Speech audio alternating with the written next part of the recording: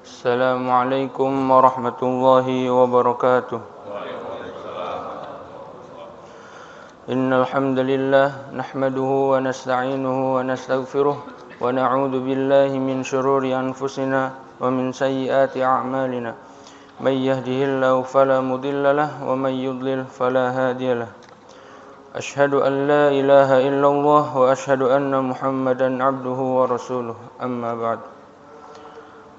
Para jamaah salat subuh Masjid Darul Abrar yang dirahmati Allah Subhanahu wa taala, perkenankanlah kami akan membacakan suatu hadis yang berjudul kezaliman adalah kegelapan di hari kiamat. An Jabir bin Abdullah radhiyallahu anhu qala Rasulullah sallallahu alaihi wasallam ittaqudz zulma fa inna zulma dzulumatun yaumal qiyamah. Dari Jabir bin Abdullah radhiyallahu anhu, ia berkata bahwa Rasulullah sallallahu alaihi wasallam bersabda, berhati-hatilah kalian terhadap kezaliman, karena kezaliman itu adalah kegelapan-kegelapan di hari kiamat. Hadis riwayat Muslim nomor 2578. Isi kandungan hadis di atas menegaskan bahwa kezaliman itu adalah kegelapan pada hari kiamat. Para pelakunya dihukum sesuai dengan kadar kezalimannya. Bahwa Allah Subhanahu wa taala mengharamkan perbuatan zalim atas para hambanya, serta melarang mereka saling menzalimi, karena kezaliman itu sendiri adalah haram secara mutlak. Dalam sebuah hadits qudsi, Allah Azza wa Jalla berfirman, wahai para hambaku, sesungguhnya aku mengharamkan kezaliman atas diriku, dan aku menjadikannya haram di antara kalian, maka janganlah kalian saling menzalimi. Hadis riwayat Muslim, At-Tirmizi dan Ibnu Majah. Imam Al-Maraghi menjelaskan, zalim adalah perbuatan yang menyimpang dari jalan yang wajib ditempuh untuk mencari kebenaran. Sementara itu dalam Mu'jam dikatakan bahwa yang dimaksud dengan zalim adalah perbuatan yang melampaui batas atau meletakkan sesuatu yang tidak pada tempatnya. Ayat Al-Quran yang berkaitan dengan hadis tersebut, Allah Subhanahu wa taala berfirman, "Wa may yata'adda hududallahi faulaika humudz zalimun."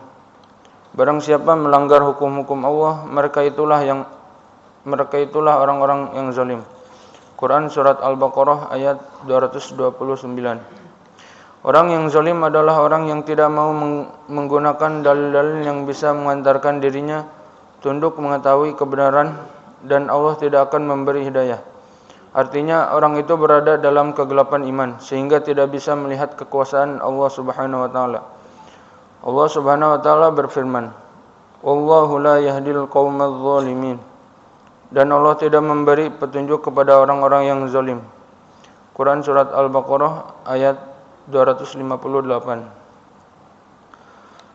Rasulullah SAW sangat menentang segala bentuk kezaliman, dan karenanya beliau senantiasa memperingatkan umatnya tentang balasan Allah terhadap orang-orang yang berbuat zalim. Allah Subhanahu wa taala berfirman yang artinya, dan orang-orang yang zalim di antara mereka akan ditimpa akibat buruk dari usahanya, dan mereka tidak dapat melepaskan diri. Quran surat Az-Zumar ayat 51. Perbuatan zalim akan sangat memberatkan pelakunya baik di dunia, lebih-lebih di akhirat. Jika dia ahli ibadah, maka ia akan bangkrut di hari kiamat karena harus merelakan seluruh pahalanya untuk orang yang dizalimi. Kemudian dosa orang yang dizalimi dibebankan kepada sang pelaku kezaliman. Na'udzubillahi min dzalik. Semoga kita terhindar dari berbuat kezaliman. Sebelum kita akhiri pembacaan hadis pada kali ini, mari kita berdoa. Bismillahirrahmanirrahim. Alhamdulillahi rabbil alamin. Hamdan yuafi ni'amahu wa yukafiru mazidah.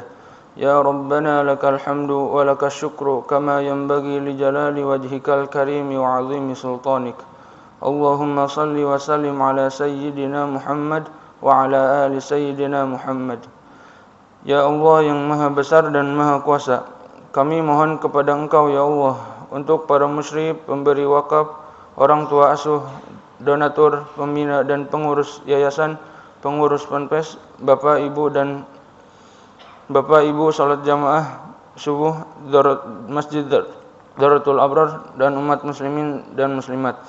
Diampuni dosa-dosanya, dosa besar, dosa kecil, disengaja ataupun tidak disengaja. Diberi hidayah agar dapat melaksanakan semua perintah-Mu dan meninggalkan semua larangan-Mu. Diberi kesehatan agar bisa istiqomah dalam melaksanakan ibadah baik yang wajib maupun yang sunnah. Diberi rezeki yang luas dan berkah agar mau berbagi kepada anak yatim dan duafa dan perjuangan Islam. Diberi kemampuan bisa bersabar jika menerima musibah dan pandai mensyukuri kenikmatan. Diberi keturunan yang qurrat a'yun, keturunan yang salih dan salihah.